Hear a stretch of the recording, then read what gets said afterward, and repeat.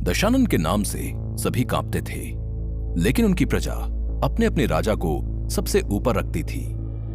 और जब दशानन सीता माता का हरण करके लाए तो उन्हें यह बात बहुत अच्छी तरह से पता थी कि श्री राम के हाथों ही उनकी मृत्यु होनी तय है। दशानन जितना ज्ञान किसी और राक्षस या दैत्य के पास नहीं था। वो एक बड़े तपस्वी और शिव भक्त भी थे। दशानन ने अपने सर के पास काल को बांध कर रखा था और 9 ग्रह उनके पैरों के पास बंधे रहते थे। ऐसे में दशानन के पास एक तरह से सारी ही शक्तियां थीं और वो महाशक्तिमान भी थे। फिर क्या आप ये जानते हैं कि दशानन ने ही प्रभु श्री राम की जीत के लिए खुद ही हवन कराया था? हाँ, ये सुनने में हैरान करने वाला सच तो है, लेकिन जरा सोचिए कि जिसको अपनी मौत का सच पता हो, वो उस मौत के आने का रास्ता आखिर कैसे फूलों से सजा सकता है? ये बात तब की है जब पत्थरों को समुद्र में फेंककर राम सेतु बनाया जा चुका था और श्री राम ने उस समय श्री रामेश्वरम ज्योतिर्लिंग स्थापित किया था। लेकिन स्थापना ऐसे ही नहीं हो जाती। इसके लिए पूरे नियमों का पालन करते हुए हवन कराना, ब्राह्मणों को भोजन कराना और सारे रीति रिवाजों को ध्यान में रखते हुए भगवान का आह्वान करना होता है। श्री राम जानते थे कि इस पूरी दुनिया में इस समय कोई महापंडित या महाब्राह्मण है तो वो सिर्फ और सिर्फ दशानन है। और दशानन भी जानते थे कि जहां पर भी उनके आराध्य महादेव की एक छोटी भी पूजा हो, वहां पर दशानन खुद न मौजूद हों, ऐसा हो ही नहीं सकता। फिर यहां पर तो ज्योतिर्लिंग यानी कि श्री रामेश्वरम की स्थापना हो रही थी, इसीलिए उन्हें तो यहां आना ही था।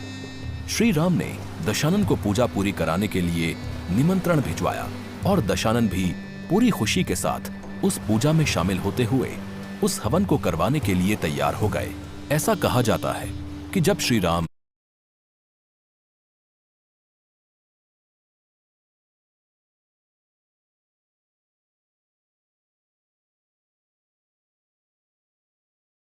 पूजा करने के लिए बैठे तो दशानन ने उन्हें कहा कि वो बिना अपनी पत्नी के हवन में नहीं बैठ सकते, क्योंकि हवन का एक ऐसा नियम है कि शादीशुदा जोड़े हमेशा एक साथ ही पूजा में बैठते हैं, वरना पूजा अधूरी मानी जाती है।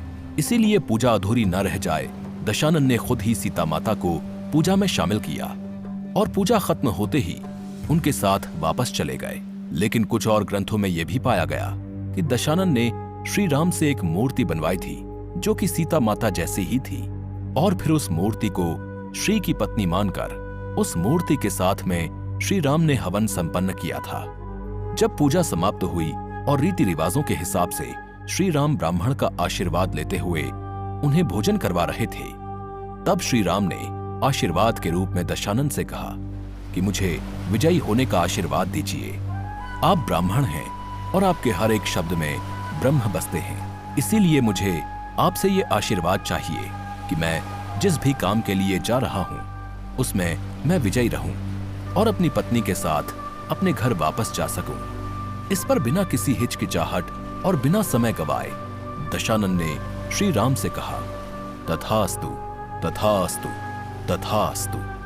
दशानन जानते थे कि वो क्या आशीर्वाद दे रहे हैं, फिर भी वो श्री राम की जीत का आशीर्वाद देकर वापस लंका चले गए।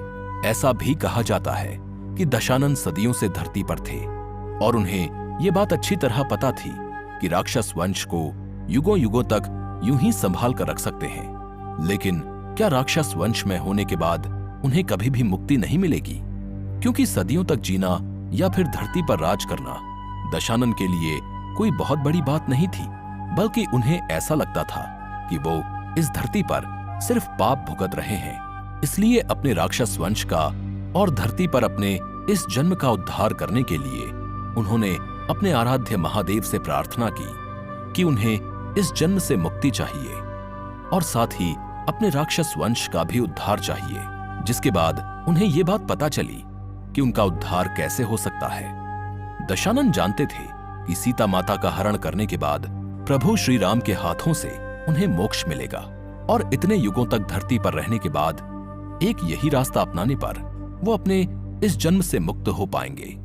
सीता माता अगर लंका न जाती तो श्री राम के पावन कदमों से लंका कभी भी तर नहीं पाती और ये बात दशानन अच्छी तरह से समझ चुके थे।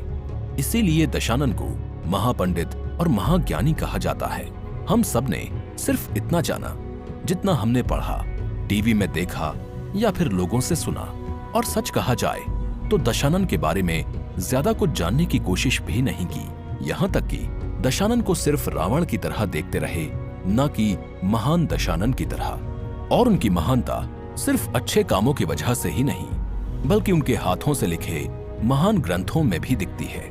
हाँ, आपने सही सुना, दशानन ने कई ऐसे ग्रंथों की रचना की थी जिनके बारे में बहुत कम लोग जानते हैं। और अब अगले एपिसोड में हम उन्हीं के बारे में जानेंगे। तब तक सुनते रहिए कुकू FM, सुनो जो मन चाहे। मेरे